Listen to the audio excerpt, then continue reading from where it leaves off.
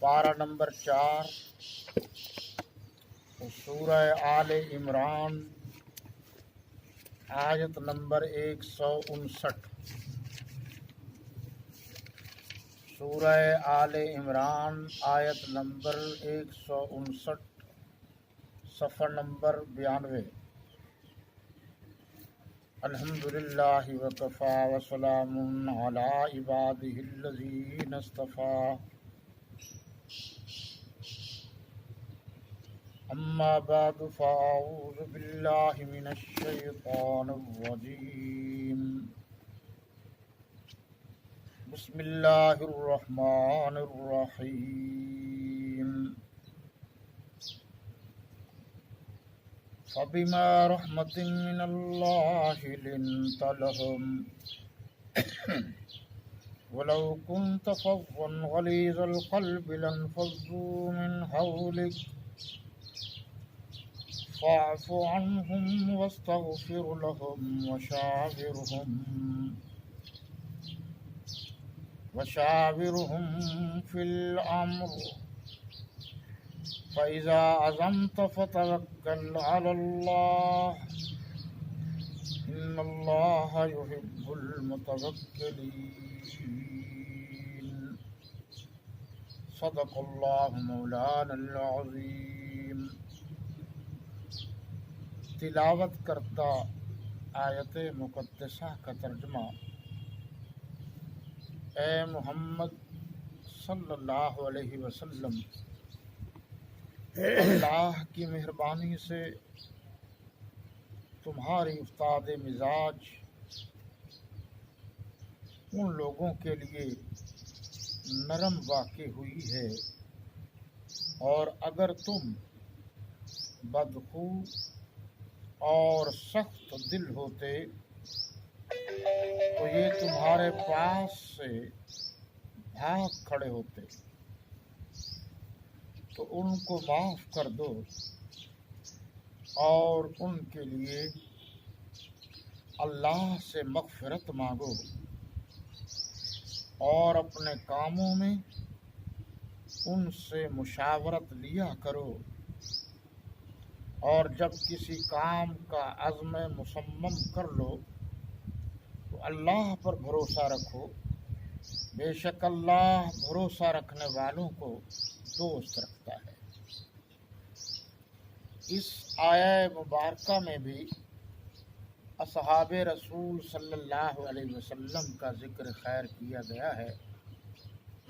یہ اس وقت کی بات ہے جب آپ صلی اللہ علیہ وسلم نے جنگ احد میں ایک مخصوص جگہ پر ان کی ڈیوٹی لگائی، لیکن ان کے پاؤں اکھڑ گئے، تو یہاں سے بہت کچھ غیروں نے کہا، لیکن اللہ تبارک و تعالی نے یہ آیہ مبارکہ اتاری۔ یہ میرے ہاتھ میں جواہر القرآن ہے، شیخ القرآن مولانا غلام اللہ خان رحمۃ اللہ علیہ تعالی علیہ نے یہ تفسیر لکھی ہے، جلد نمبر 1 ہے۔ اس میں انہوں نے یہی بات لکھی ہے کہ جنگ احد میں جن صحابہ کرام کے پاؤں اکھڑ گئے تھے، حضرت صلی اللہ علیہ وسلم نے ان سے نہایت ہی مشفقانہ سلوک فرمایا۔ اس پر اللہ تعالیٰ نے آپ کے نیک سلوک کو سراہتے ہوئے ارشاد فرمایا کہ آپ کا یہ سلوک محض اللہ کی مہربانی اور اس کی توفیق کا نتیجہ ہے۔ آپ اس سے ناراض نہیں ہوئے، بلکہ آپ نے صحابہ کرام سے شفقت والا معاملہ فرمایا۔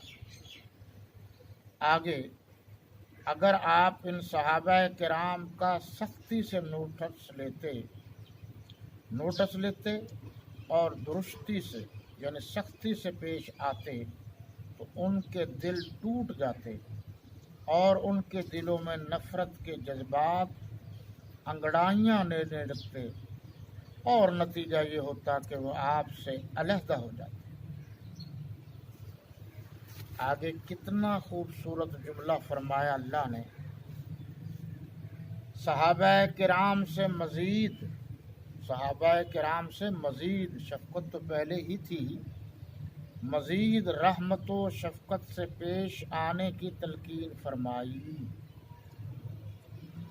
اور کیا کہا کہ ان سے جو غلطی ہوئی اس سے آپ بھی درگزر فرمائیں اور اللہ سے بھی ان کے لیے بخشش کی دعا کریں، اور ان میں جو اصحاب رائے ہیں ان سے آپ مشورہ بھی لیں۔ کتنے واضح لفظ ہیں کہ آپ اللہ سے ان کے لیے معافی بھی مانگیں، بخشش کی دعا بھی کریں، خود بھی درگزر کریں، اور آئندہ جب مشاورت کی ضرورت ہو تو ان سے مشورہ بھی کریں۔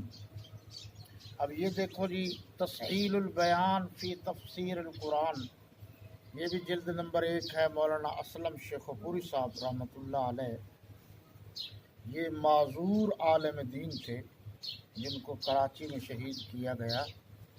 انہوں نے لکھا کہ صحابہ کرام اللہ کی نظر میں بڑی فضیلت رکھتے تھے، اسی لیے تو اللہ نے اپنے نبی کو ان کے لیے استغفار کرنے اور ان سے مشورہ کرنے کا حکم دیا۔ اب ان باتوں سے یہ بات بالکل واضح ہو گئی کہ حضرات صحابہ کرام کے معاملات کو اللہ نے بخشش کا پہلے ہی بتا دیا، فرما دیا، اور کہا بھی اپنے نبی سے مشورہ بھی کریں اور ان کے لیے دعا بھی کریں۔ اور گزشتہ درس میں نے سورہ التوبہ کی آیت نمبر 100 پیش کی تھی، جس میں رضی اللہ عنہم و رضوا عنہ کا لفظ واضح طور پر موجود ہے، اور اس کے بعد وَأَعَدَّ لَهُمْ جَنَّاتٍ تَجْرِي تَحْتَ الْأَنْهَارِ تھا، کہ ان لوگوں کے لیے جنت تیار کی گئی ہے، خالدین فیہا ابدا، اس میں وہ ہمیشہ ہمیشہ کے لیے رہے۔ ویسے تو قرآن پاک میں کئی مقامات پر حضور صلی اللہ علیہ وسلم کے تربیت یافتگان کا ذکر موجود ہے، اور مریدان نبوت صلی اللہ علیہ وسلم نے ہی یہ قرآن مجید لکھا ہے۔ اب آئیے اس موضوع کی طرف جو حضرت امیر معاویہ رضی اللہ تعالی عنہ سے متعلق ہے۔ بہت سی باتیں ہو گئیں۔ حضرت ابو سفیان بن حرب کے یہ بیٹے تھے، ان کا نام حضرت امیر معاویہ تھا، اور حضرت امیر معاویہ رضی اللہ عنہ اسلام لانے سے پہلے بھی کبھی بھی اسلام والوں کے مقابلے میں نہیں آئے۔ انہی کی ہمشیرہ تھی ام المومنین سیدہ ام حبیبہ سلام اللہ علیہا رضی اللہ تعالی عنہا، اور حضرت ابو سفیان بن حرب کی بیٹی تھی۔ حضرت ابو سفیان بعد میں دولت ایمان سے بھی سرفراز ہوئے فتح مکہ کے موقع پر، اور آپ صلی اللہ علیہ وسلم نے ان کے گھر کو امن کا گھر قرار دیا۔ ان کی بیٹی حضور صلی اللہ علیہ وسلم کے گھر میں تھی، اس وقت اجازت تھی، اور پھر ایک معاہدے کے سلسلے میں جب حضرت ابو سفیان تشریف لے گئے اور اس وقت تک ایمان کی دولت سے بہرہ ور نہیں ہوئے تھے، انتظار تھا، اور وہ کہنے لگے کہ میں حضرت ابو بکر صدیق سے کہتا ہوں، حضرت عمر سے کہتا ہوں کہ جی وہ جو آپ نے صلح کی تھی ہم سے، اس میں تو ہمیں اور تکلیف ہے، صلح حدیبیہ کی طرف اشارہ ہے، لہذا وہ صلح ختم کر دیں۔ کسی نے نہیں کہا کہ میں بات کرتا ہوں، اتنا ادب تھا، اتنا احترام تھا۔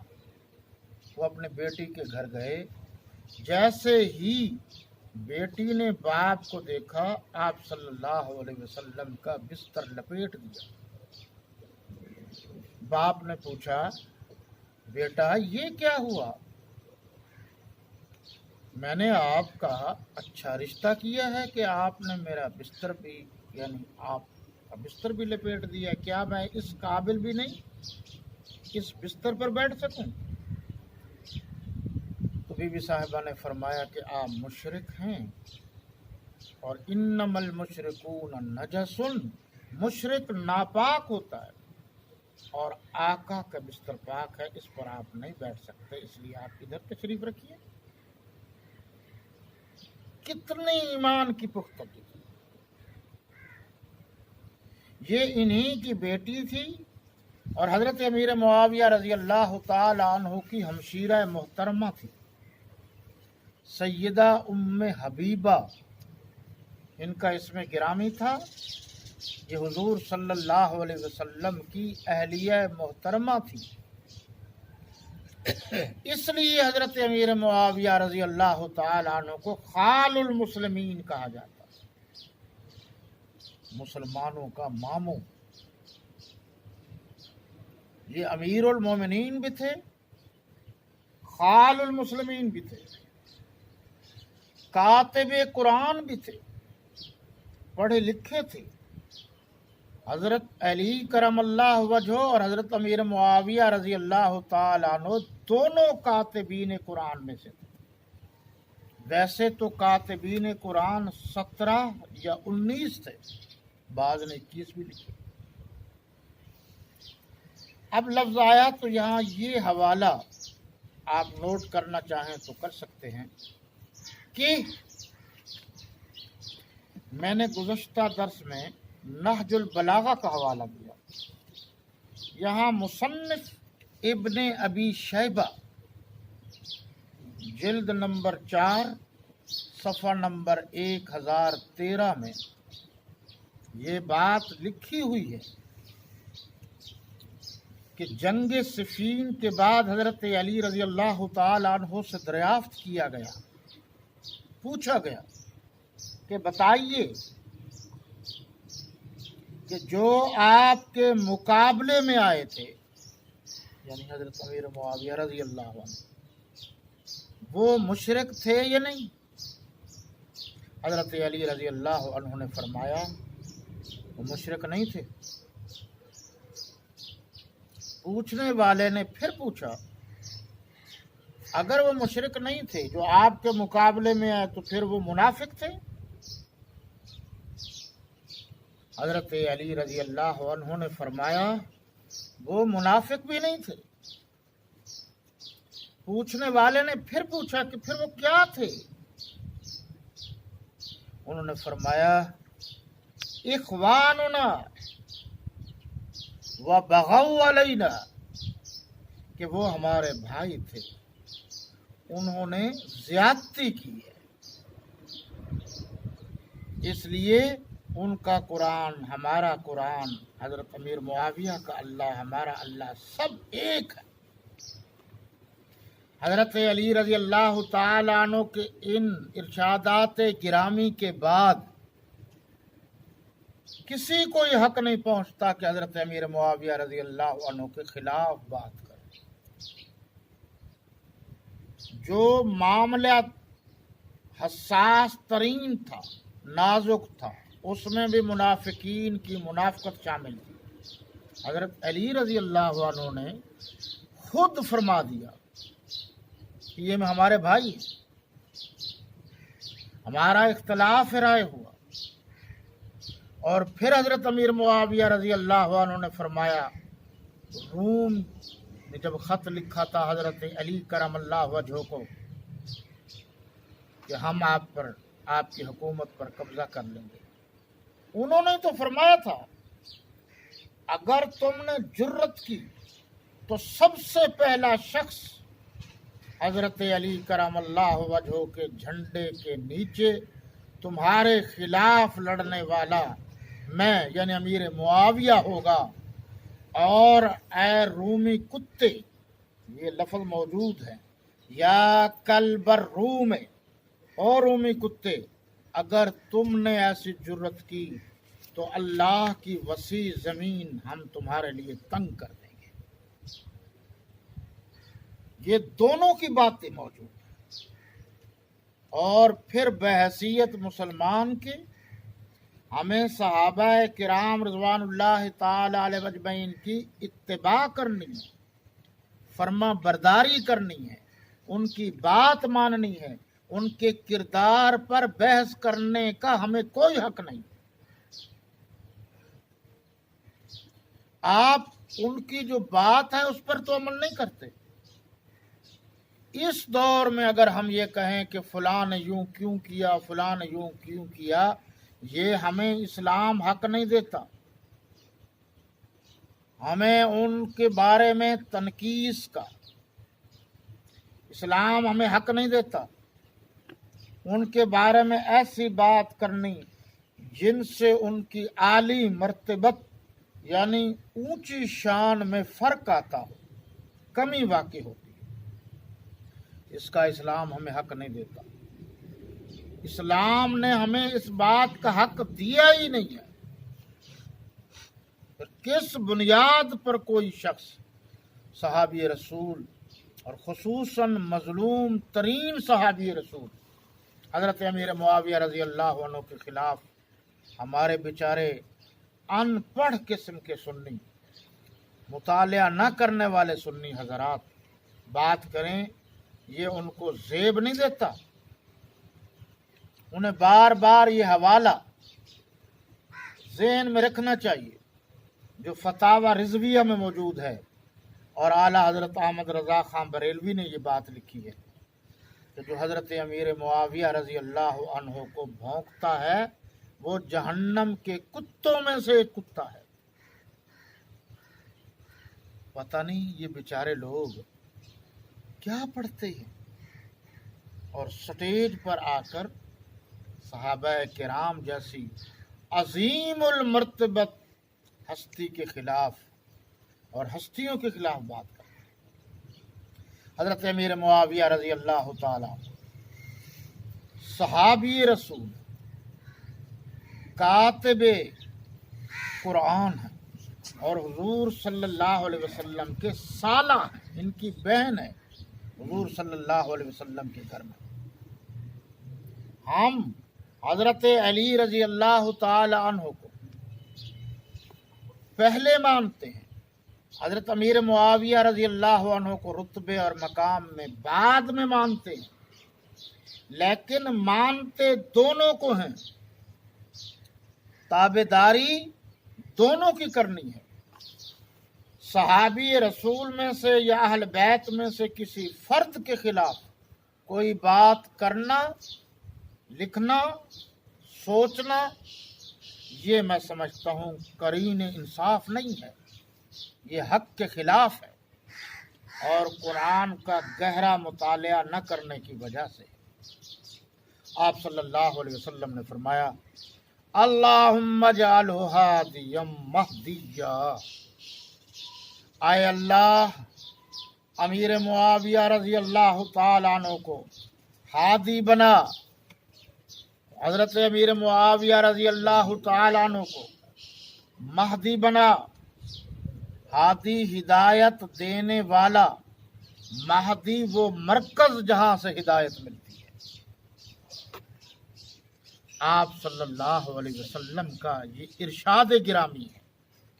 اس کے بعد ہمیں کسی اور دلیل کی ضرورت نہیں۔ ایک اور جگہ پر حضور صلی اللہ علیہ وسلم نے فرمایا، یقول اللہم علمہ الکتاب والحساب وقہ العذاب، یہ کنز العمال میں یہ حدیث موجود ہے۔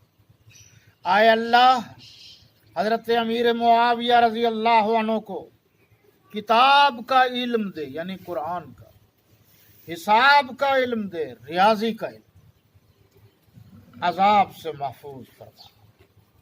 یہ اللہ کے نبی کی دعا ہے، یہ الفاظ ہیں آپ کے۔ اور ساتھ ہی فرمایا اللہم علمہ الکتاب ومکن لہو فی البلاد وقہ العذاب۔ اے اللہ حضرت امیر معاویہ رضی اللہ عنہ کو کتاب کا علم دے، ومکن لہو فی البلاد، اور انہیں بہت سے ممالک کی تمکین یعنی تمکنت، وزارت، مشارت نہیں بلکہ امیر بنا، بادشاہ بنا، وقہ العذاب، اور اسے عذاب سے بھی محفوظ کرنا۔ حضرت امیر معاویہ رضی اللہ تعالیٰ عنہ فرماتے ہیں کہ میں رسالت پناہ، رسالت مآب صلی اللہ علیہ وسلم کو وضو کروا رہا تھا۔ آپ صلی اللہ علیہ وسلم نے فرمایا اے معاویہ، ایک وقت آئے گا کہ اللہ تجھے بڑی عزت دے گا، احترام دے گا، اور مورخین نے لکھا ہے 64,65,000 مربع میل پر 20 سال تک حکمرانی کی ہے حضرت امیر معاویہ رضی اللہ تعالیٰ عنہ۔ پرتگال سے لے کر چین تک حکمران تھے، اور صحابہ کرام نے ان کے دست حق پرست پر بیعت کی تھی، اور فرمایا امیر معاویہ جب آپ حکمران بن جائیں اللہ سے ڈرتے رہنا، کسی کے ساتھ زیادتی نہ کرنا۔ حضرت امیر معاویہ رضی اللہ تعالیٰ عنہ فرماتے ہیں مجھے یقین ہو گیا کہ میں نے حکمران بننا ہی بننا، اور ادھر یہ دعا بھی ہے، اور آپ کے علم میں ہونا چاہیے سب سے پہلے 18 ہجری میں حضرت فاروق اعظم رضی اللہ تعالیٰ عنہ نے ان کو، جب ان کا بھائی یزید بن ابی سفیان، ذرا ذہن میں رہے، ایک یزید کے نام والا ان کا بھائی بھی ہے، ایک بیٹا بھی ہے، میں ان کے جو بھائی ہے ان کی بات کر رہا ہوں۔ امواس کے علاقے میں جب وہ طاعون کی بیماری میں فوت ہوئے، حضرت فاروق اعظم رضی اللہ عنہ نے 18 ہجری میں ان کو وہاں مقرر کیا، اور حضرت عثمان غنی رضی اللہ عنہ نے باقاعدہ شام کا گورنر اور تمام امور ان کے سپرد کر دیے۔ حضرت فاروق اعظم رضی اللہ عنہ کی شہادت 1 محرم الحرام 24 ہجری کو ہے، اور سیدنا عثمان ابن عفان رضی اللہ تعالیٰ عنہ کو یوم شہادت 18 ذوالحجہ 35 ہجری کو ہے، اور حضرت علی کرم اللہ وجہ ان کا یوم شہادت یہ 21 رمضان المبارک 40 ہجری کو ہے۔ تو 20 سال یہ بنے، 20 سال اور بنے۔ اس وقت یہ شام کے گورنر تھے، پھر پورے ممالک پر یہ حکمران تھے، جو 40 سال کا دور حکومت ہے ان کا۔ خلفائے ثلاثہ کے دور میں بھی تقریباً 20 سال بنتے ہیں، بعد میں بھی 20 سال بنتے ہیں۔ اس حکمران کو، اس مدبر اسلام کو، اور اس فقیہ کو جس کو حضرت عبداللہ ابن عباس فرماتے ہیں رضی اللہ عنہ، میں نے قریب سے دیکھا ہے کہ حضرت امیر معاویہ رضی اللہ تعالیٰ عنہ فقیہ تھے، مسائل میں ترک رکھتے تھے، گہرائی میں جاتے تھے۔ اور پھر حضرت علی رضی اللہ عنہ کی شہادت کے 6 مہینے بعد مصلح امت حضور اقدس صلی اللہ علیہ وسلم کی چھوٹی بیٹی کے بڑے نواسے حضرت علی رضی اللہ عنہ کے صاحبزادے بی بی فاطمہ الزہرا رضی اللہ تعالی عنہا کے صاحبزادے حضرت حسین رضی اللہ تعالی عنہ کے بڑے بھائی حضرت حسن مجتبی رضی اللہ تعالی عنہ نے حضرت امیر معاویہ رضی اللہ عنہ کے دست پر ہاتھ پر بیعت کی۔ حضرت حسین رضی اللہ تعالی عنہ نے انکار کیا تو حضرت حسن نے ناراضگی کا اظہار کیا، اور یہاں تک تاریخ میں ہے کہ ان کو کمرے میں بند کر دیا، بیعت کر لی۔ بعد میں حضرت حسین نے بھی بیعت کر لی، اور دونوں حضرات حضرت امیر معاویہ رضی اللہ عنہ سے سالانہ وظیفہ لیتے رہے۔ جو حضور صلی اللہ علیہ وسلم کا بڑا نواسا ہے اور ظاہری اعتبار سے بھی حضرت علی رضی اللہ عنہ کا بڑا بیٹا ہے، جب انہوں نے بیعت کر لی ہے تو پورے خاندان اہل بیت نے بیعت کر لی۔ اب اختلاف کرنا، انتشار پیدا کرنا، اس مظلوم ترین صحابی رسول کے خلاف ہرزہ سرائی کرنا، نازیبہ الفاظ استعمال کرنا ایک سچے مسلمان کو زیب نہیں دیتا۔ یہ لکھا ہے جی کہ بخاری شریف میں حضرت ام حرام کے ہاں حضور صلی اللہ علیہ وسلم نے آرام فرمایا، دوپہر کا آرام، قیلولہ، جو شریعت محمدیہ میں سنت ہے۔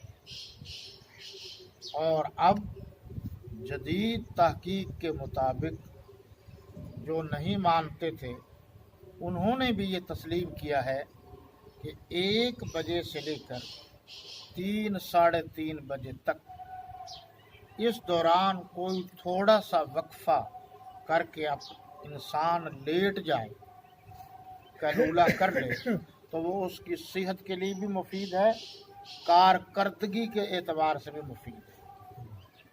یہ انہوں نے تسلیم کیا۔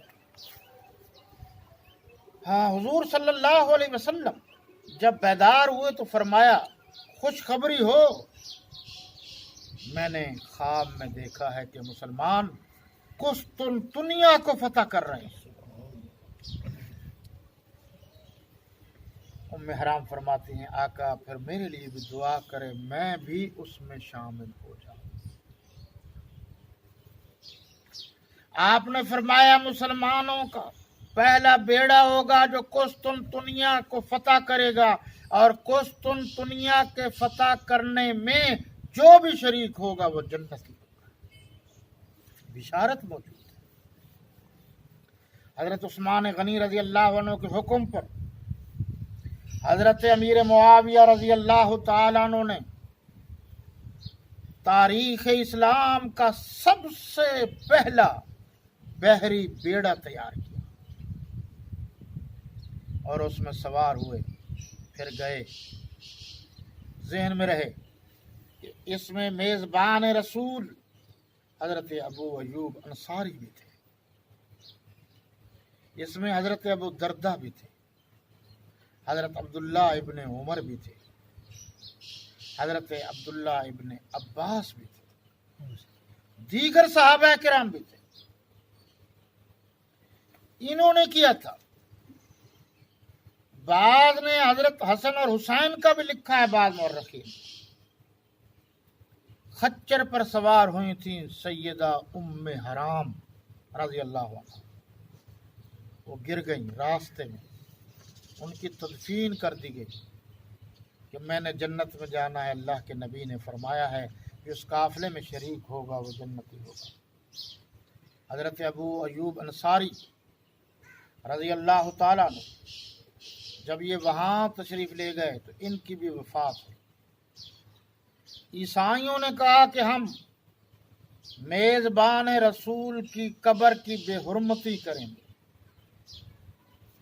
وہاں قافلے کے امیر نے کھڑے ہو کر اعلان کیا تھا، اگر تم نے یہ جرت کی کہ میزبان رسول صحابی رسول کی قبر کی بے حرمتی کی تو دنیا بھر کے عیسائیوں کی قبروں کو مٹی سے نکال کر پٹرول ڈال کر ان کو آگ لگا دی جائے۔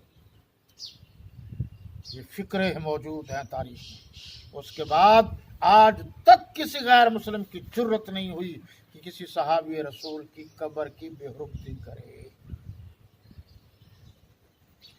ادھر یہ بھی ذہن میں رہے، جو جنگ یمامہ لڑی گئی،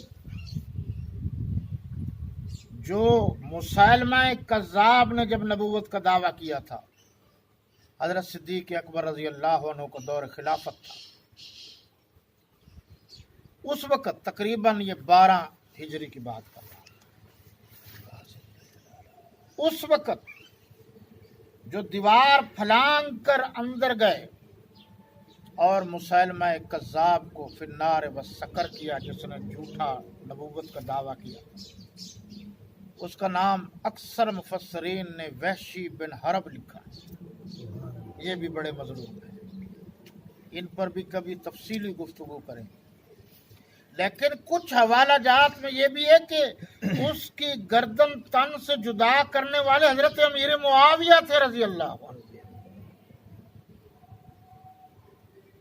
یہ تھا، شیر تھا بنو امیہ کا۔ ہم دنیا میں اس لیے نہیں آئے کہ جماعت رسول کے خلاف انگلیاں اٹھائیں۔ قرآن نے ان کو اولئک حزب اللہ کہا ہے، یہ اللہ کی جماعت ہے۔ الا ان حزب اللہ هم المفلحون، خبردار یہ اللہ کی جماعت ہی کامیاب و کامران جماعت ہے۔ ہمارے دامن میں سوائے محبت اصحاب رسول کے اور تو کچھ نہیں، ہمارا دامن خالی ہے، مگر یہ نبی کے غلام تھے، سچے غلام تھے، اللہ کے نبی کے سچے نوکر تھے، سچے چاکر تھے۔ تو جب انہوں نے ان کی نوکری کی ہے، نبی کریم صلی اللہ علیہ وسلم کے لیے تن من دھن قربان کیا ہے، تو ہم اس لیے ان کی نوکری کرتے ہیں کہ وہ نبی کے نوکر ہیں۔ ہمیں تو نبی سے پیار ہے، ہمیں تو آقا صلی اللہ علیہ وسلم کی ہر ادا سے محبت ہے۔ نفرت کرنے والوں سے ہمیں نفرت، اور یہ کسی طور بھی زیب نہیں دیتا کہ جن کو اللہ کے نبی نے سینے سے لگایا، پیار کیا، محبت کی، ہم ان سے نفرت کریں جنہوں نے اللہ کے نبی صلی اللہ علیہ وسلم پر سب کچھ قربان کر دیا، خاندان تک چھوڑ، برادریوں تک چھوڑ۔ آگے فرمایا، ذرا آگے غور کیجئے کہ فرمایا حضرت مجاہد سے روایت، لو ادرکتم معاویۃ لکنتم ھذا المہدی، اگر تم حضرت امیر معاویہ کو پا لیتے، دیکھ لیتے، تو تم بے اختیار کہہ اٹھتے کہ یہ مہدی ہے۔ ایک اور روایت میں بڑی عجیب بات اور فرمان بھی امیر المومنین حضرت عمر رضی اللہ عنہ کا ہے۔ حضرت عمر رضی اللہ عنہ کو شکایت جب ملی، اور آپ کے علم میں ہوگا کہ وظیفہ جو سرکاری طور پر ملتا تھا حضرت امیر معاویہ کو باقی تمام گورنروں سے زیادہ حضرت فاروق اعظم رضی اللہ عنہ وظیفہ دیتے، تنخواہ۔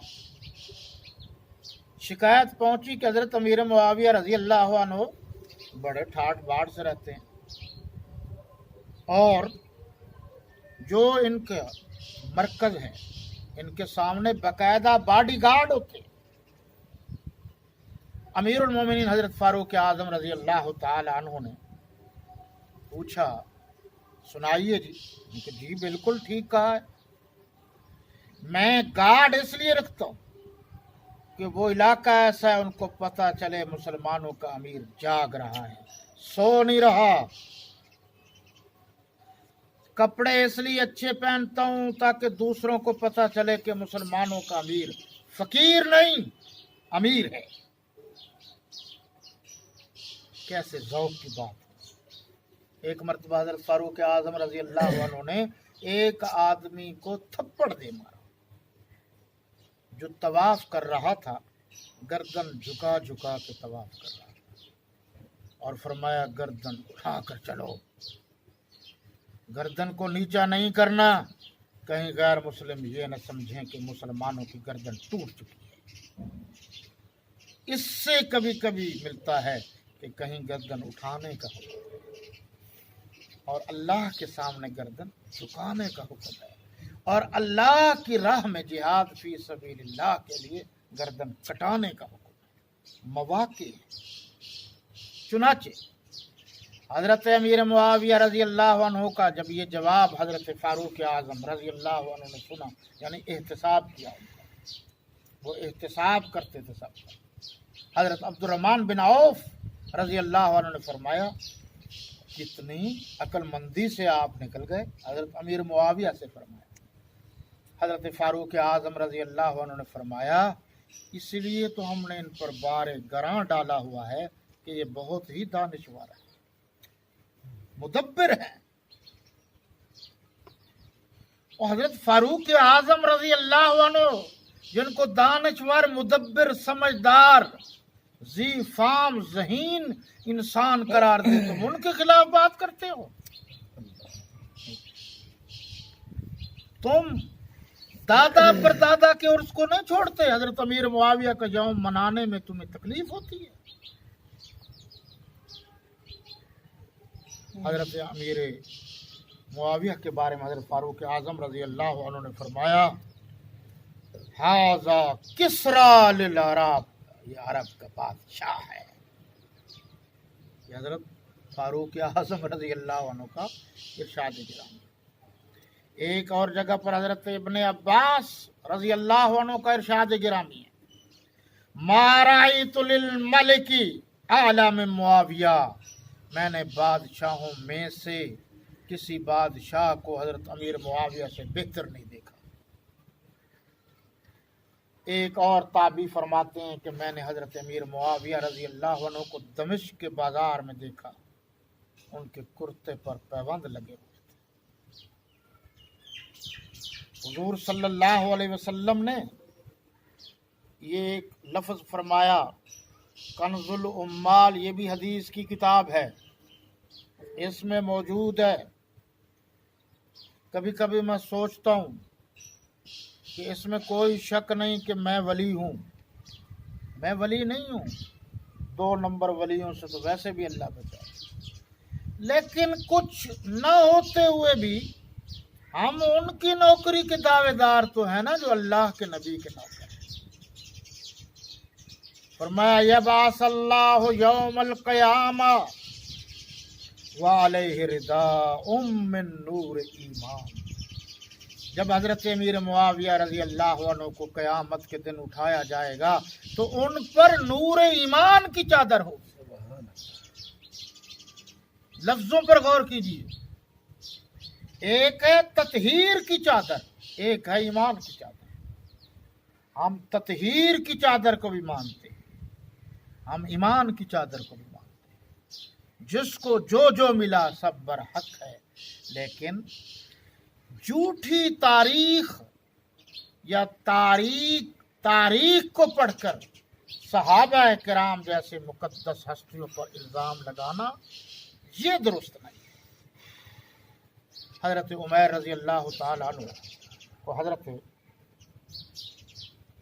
فاروق اعظم رضی اللہ تعالیٰ عنہ نے ہٹا کر حضرت امیر معاویہ کو مقرر کر، کچھ لوگ حضرت عمیر رضی اللہ عنہ کے پاس آئے اور اگر کہنے لگے کہ حضرت امیر معاویہ یوں ہیں انہوں نے فرمایا رک جاؤ، لا تذکروا معاویہ الا بخیر، حضرت امیر معاویہ کا ذکر خیر کے بغیر نہ کرنا۔ قال انی سمعت رسول اللہ صلی اللہ علیہ وسلم، میں نے خود حضور اکرم صلی اللہ علیہ وسلم سے سنا ہے، اللہم اجعلہ ہادیا مہدیا، اے اللہ حضرت امیر معاویہ کو ہادی و مہدی بنا۔ اب ذرا آپ غور فرمائیں کہ ہم کیا کر رہے ہیں۔ 78 سال کی عمر تھی حضرت امیر معاویہ کی. 22 رجب المرجب 60 ہجری اور ان کی کل عمر 78 سال، اور 17 اپریل 680 عیسوی، اتفاق سے یہ اپریل کا مہینہ بھی جا رہا ہے، کو آپ اس دنیا سے تشریف لے گئے. 168 احادیث کے راوی ہیں، 168 احادیث نبویہ کے راوی ہیں. صحابہ کرام ان کی روایات کو لیتے ہیں. یہ جو ہمارے مدارس میں اور باقی جگہ پر یہ ایک حدیث بار بار پڑھی جاتی ہے، یہ انہی کی تو ہے. مَن يُرِدِ اللَّهُ بِهِ خَيْرًا يُفَقِّهْهُ فِي الدِّينِ. جو شخص کے بارے میں اللہ جس کے بارے میں ارادہ رکھتا ہے کہ اس کو دین کی سمجھ عطا کرتا ہے، یہ انہی کی حدیث ہے. حضرت امیر معاویہ رضی اللہ عنہ. یہ شامی کباب جو ہم کھاتے ہیں یہ انہی کی ایجاد ہے. امیر شام کے بنے ہوئے شامی کباب بھی کھاتے ہو اور امیر شام کے خلاف ہرزہ سرائی بھی کرتے ہو. اور حضرت حسن اور حضرت امیر معاویہ یہ دونوں جب صلح ہو گئی تو معاملہ ہی ختم ہو گیا. اس لیے آپ کو چاہیے کہ اپنی اولاد کے نام حضرت امیر معاویہ کے نام سے بھی رکھیں، مسجدوں کے نام بھی رکھیں، مدرسوں کے نام بھی رکھیں، معاویہ ہاؤس بھی رکھیں.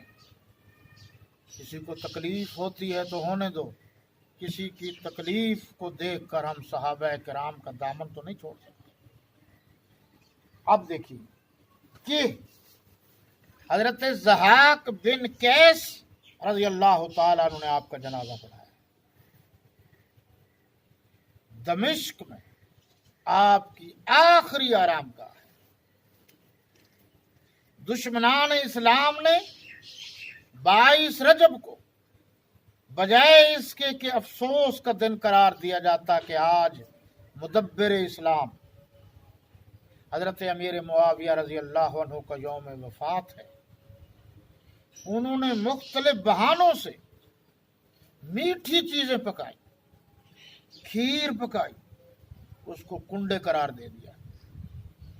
1906 میں منشی خورشید نے، امیر منائی کا بیٹا تھا منشی خورشید احمد، یو پی سی پی میں سب سے پہلے اس نے یہ کام شروع کیا تھا. اور اب تو مولانا مفتی منیب الرحمان صاحب بھی جو رویت ہلال کمیٹی کے چیئرمین ہیں، انہوں نے بھی یہ لکھا ہے کہ چونکہ یہ ثابت نہیں ہے اس لیے یہ بدعت میں شمار ہے. آپ مجھ سے حوالہ لے جائیں دیکھیں. اب آپ بتائیے کہ 22 رجب کو افسوس کی بجائے خوشی کا اظہار کرنا، میٹھی چیزیں پکانا، میٹھی کھیر پکانا، میٹھا حلوہ، اور پھر لکڑہارے کی کہانیاں لیے پھرنا، عورتوں کو اکٹھا کرنا، اور کہا کہ سورج نکلنے سے پہلے کھا لیں. اس وقت وہ بیچارے سورج نکلنے کی وجہ سے پریشان تھے کہ کہیں کوئی دیکھ نہ لے. اور کہا یہ کہ امام جعفر صادق کی یہ کہانی ہے، سارا جھوٹ ہے. کوئی کہتا جی وفات ہے. ان کی پیدائش رمضان المبارک 48 ہجری میں ہے اور وفات 15 شوال المکرم 148 بعد میں 158 سال کی عمر میں ان کی وفات ہے. نہ ان کی پیدائش ہے 22 رجب کو، نہ وفات ہے. تو پھر یہ کس لیے کنڈے بنا، کس لیے پکائے جاتے؟ اگر مشکوک گھر سے کنڈے آئے تو بالکل نہیں کھانے چاہیے. اور اگر اہل سنت ہیں اور وہ کہتے ہیں ہم نے خیرات کی ہے، صدقہ دیا ہے، یا حضرت امیر معاویہ رضی اللہ عنہ کے درجات کی بلندی کے لیے خیرات کی ہے، جیسے ہم 12 रबीउल अव्वल को खैरात करते हैं, 22 जमादी उसानी बस सिलसिला रहलत या वफात सैयदना हज़रत अबू बकर सिद्दीक़ रज़ी अल्लाह अन्हु हम देख पकाते हैं हज़रत उमर की, उनके दराजात और उनके इसाल सवाब के लिए ये दुरुस्त है, लेकिन उसका अकीदा ज़रूर पूछ लीजिए, और अगर उसका अकीदा गलत है तो फिर बिल्कुल गलत है। इसलिए मुसलमानों को ये ज़ेब नहीं देता कि हज़रत अमीर मुआविया के रज़ी अल्लाह अन्हु के बाद तो फिर यजीद तख्त पर आया है। फिर क्या मैं ये समझने में कोई गलती तो नहीं कर रहा कि मीठी चीज़ पकाई जाती है, मिठाई तकसीम की जाती है किसी के आला मनसब पर, तो फिर यजीद के आने की खुशी में तो ऐसा नहीं किया जा रहा। हम तो इस बात को अच्छा नहीं समझते, हमारे नज़दीक तो ये बात गलत है। लिहाजा जो काम करने का है वो करें, और वो ये है कि हज़रत अमीर मुआविया रज़ी अल्लाह अन्हु का एहतराम करें, इकराम करें, उनकी बातों को मानें।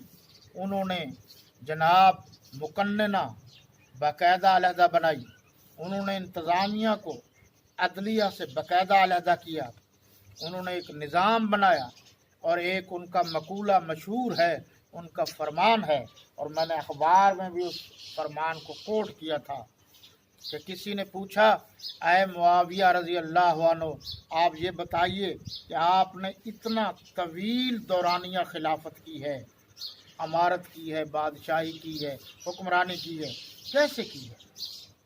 तो उन्होंने फरमाया, जब लोग नाराज़ होते थे तो मैं रस्सी ढीली कर देता था, जब वो खुश होते थे तो मैं रस्सी खींच लेता था, यानी जब वो नाराज़ होते थे तो मैं उनकी बात मान लेता था, और जब वो खुश होते थे मैं अपनी बात मनवा लेता था।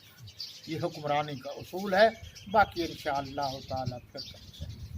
रब्बना ज़लमना अनफुसना व रब्बना ला तुज़िग़ क़ुलूबना बअद इज़ हदैतना व हब लना मिन लदुनका रहमतन इन्नका अंतल वहाब। रब्बना इन्नका जामिउन नास लियौमिन ला रैब फ़ीहि इन्नल्लाह ला युख़्लिफ़ुल मियाद। या अल्लाह हमें कुरान पर अमल करने की तौफीक अता फरमा। हुज़ूर सल्लल्लाहु अलैहि वसल्लम की खत्म नबूवत पर कामिल ईमान अता फरमा। हज़रात सहाबा किराम और अहले बैत इज़ाम उनकी अज़मत और रिफ़त को दिल से तस्लीम करने की तौफीक अता फरमा। या अल्लाह इस मुल्क पाकिस्तान को मजबूत और मुस्तहकम फरमा, हमारी ख़ताओं और लग़ज़शों को माफ़ फरमा। व सल्लल्लाहु तआला अला खैर खल्क़िह मुहम्मद व अला आलिहि व अस्हाबिहि व अज़वाजिहि व बनातिहि अजमाईन बिरहमतिका या अरहमर राहिमीन।